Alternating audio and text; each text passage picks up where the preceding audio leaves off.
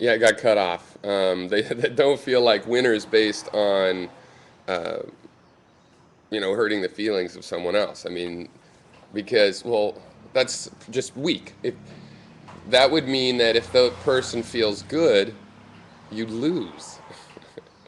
So you can't be happy unless they're miserable.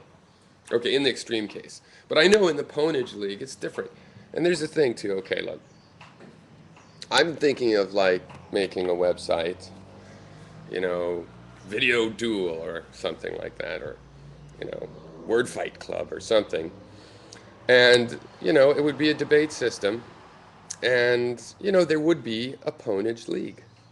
There would be a Ponage League. But of course, it would be a kind of a cleaned up Ponage League. You wouldn't get away with some of the shit that people get away with. Um, and it would try to do the traditional thing you do in subjective sports.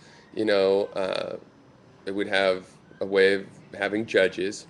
Because, boxing is one of those subjective sports. Unless there's a knockout, um, regular glove boxing, it gets to be a subjective sport. But a large group of people will tend to have an opinion, a subjective, shared opinion you can extract that might lean in one direction or another, and you can make fun leagues that way. But I do want to put down pwning.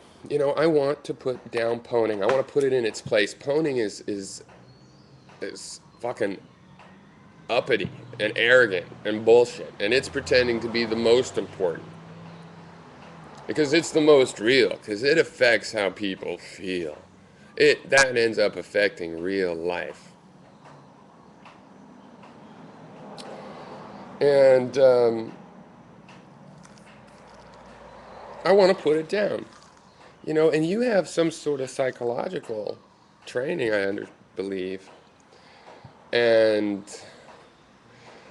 if you, I forget now if I said this before or after the video cut off. So I'm not sure if it's in the first half now or not, because, I kept talking for a bit, like 2 minutes, and I think I just went into this, but maybe I had already talked about it. But it's important, so if I'm repeating myself, fine. You have the psychological training, and people are act the asshole because of their psychological problems, and if you're making them worse and crowing about it, and furthermore, I think you are just thinking that it's like the debate league that I was just talking about, the Ponage League. And you're really just thinking, you're just saying to this guy, Star Mexis, oh, we won that debate. Oh, we sure won it. That's what you're thinking. But you have to put it in the emotional, we generated an emotional collapse there by winning.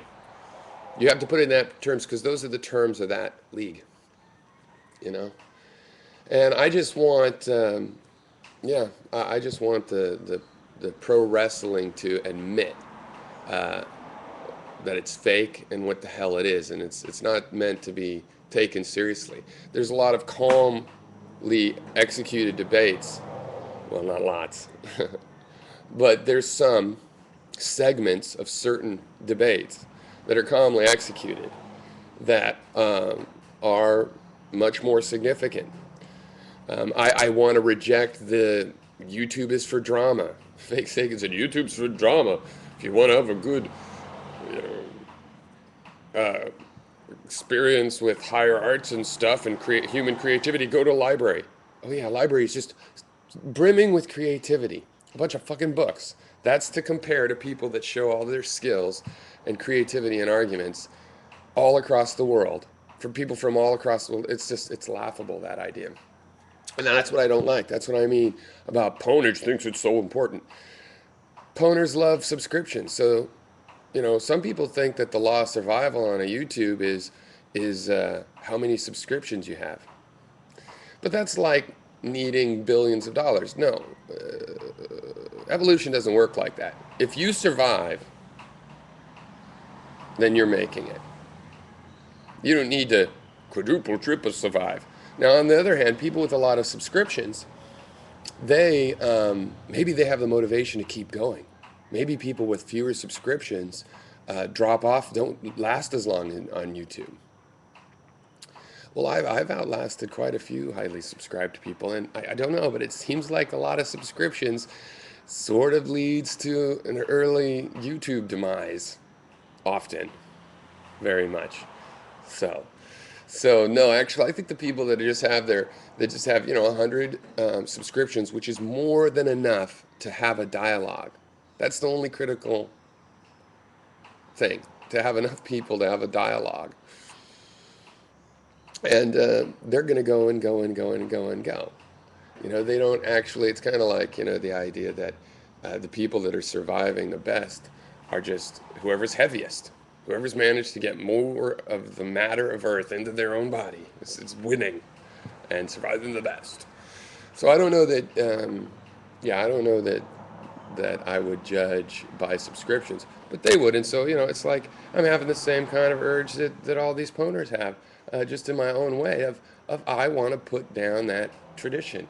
And it just struck me in that video response. And keep in mind, and I'm not saying you're a bad person or that I wouldn't like you.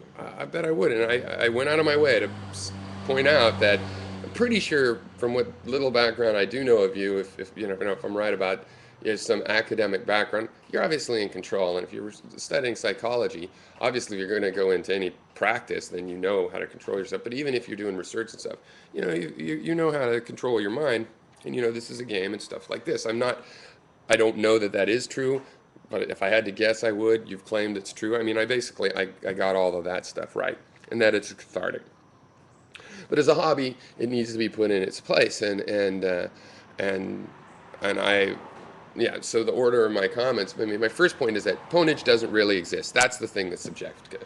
Vibes as wavy gravy. You know, uh, news of the weird kind of people that actually believe vibes. Believing in pwnage is even crazier.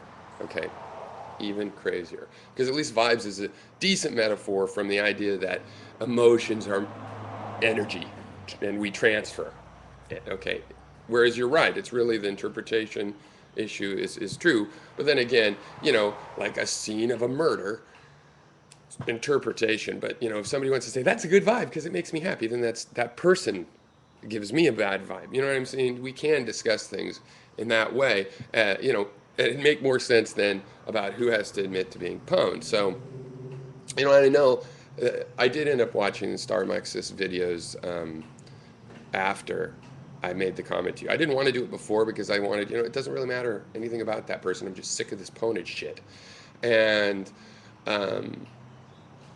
but then I felt not guilty, but something akin to guilt, like, oh yeah, maybe I should, see those videos. But I sort of suspected, it wouldn't really matter. Maybe you're justified or right about your opinion on him, and it still wouldn't matter. That's the point about it. It doesn't make this sub-logical issue, correct. And, so it's just as well I did it in isolation. And I won't even comment on that guy. I remember seeing some video of his again when some other person replied to him. And I'm not, I don't watch Yokup or I'm not saying he's like Yokup. I don't really know. But I don't watch a lot of these people that become steady targets of this group. It's an interesting phenomenon. Ultimate, the thing between pwnage and trolling. Art Bell, talking about people that believe in vibes. I have 1 minute left. I know shitloads of history about Usenet and the internet, discussion world. Like I could tell you about when we had the grammar Nazi wars. There was a time when the grammar Nazis roamed free and they could pwn. We put them down. But anyway, what was I going to say? Oh yeah, ultimate trolling ever. Usenet. Okay, the old internet use groups, which are still around, but they're not really in their same form. Art Bell. You'd think that's a place for Art Bell fans, right? Now, Art Bell did this crazy News of the Weird type show, UFOs, Bigfoot, conspiracies. Well, actually, it was made by people that didn't like Art Bell, and they just waited for the Art Bell fans to come in and say something spooky and silly, and then they just fucking attack them.